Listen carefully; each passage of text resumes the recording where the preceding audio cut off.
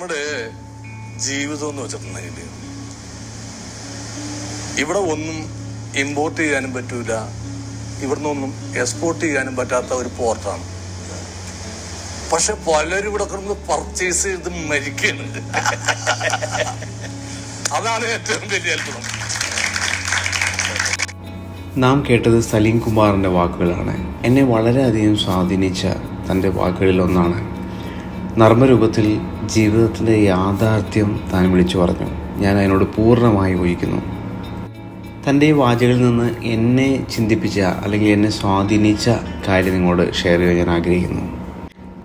വളരെ ശരിയാണ്. നാം ഈ ലോകത്തിലേക്ക് വരുമ്പോൾ ഒന്നും കൊണ്ടുവരുന്നില്ല, ഒന്നും കൊണ്ടുപോകാനും കഴിയത്തില്ല.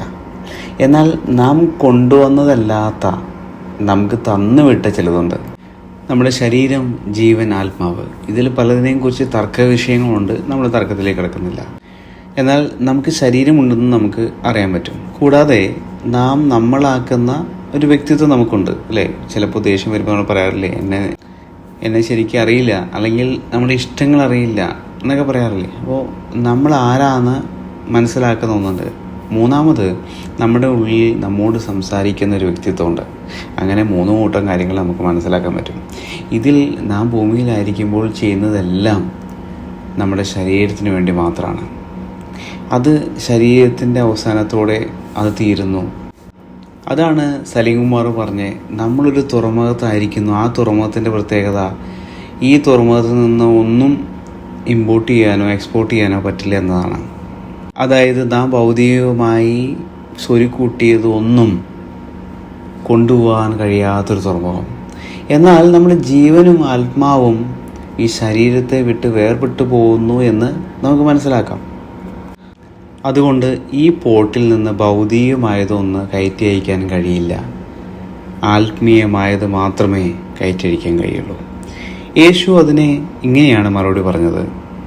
മത്തായി സുവിശേഷം 6-19 മുതലുള്ള വാക്യങ്ങളാണ്. പുഴുവും തുരുമ്പും കെടുക്കുകയും കള്ളന്മാർ തുറന്ന് മോഷ്ടിക്കുകയും ചെയ്യുന്ന ഈ ഭൂമിയിൽ നിങ്ങൾ നിക്ഷേപം സ്വരൂപിക്കരുത്. പുഴുവും തുരുമ്പും കെടുക്കാതെയും കള്ളന്മാർ തുറന്ന് മോഷ്ടിക്കാതെയും ഇരിക്കുന്ന സ്വർഗത്തിൽ നിക്ഷേപം സ്വരൂപിച്ചുകൊള്ളുവിൻ. ഈ വാക്യത്തിലൂടെ യേശു നമ്മോട് പറഞ്ഞു തരുന്നു എന്താണ് നമുക്ക് എക്സ്പോർട്ട് ചെയ്യാൻ കഴിയുന്നതെന്നുള്ളത്. ഈ ദിവസങ്ങളിൽ അതിനായി നമ്മെ സഹായിക്കട്ടെ.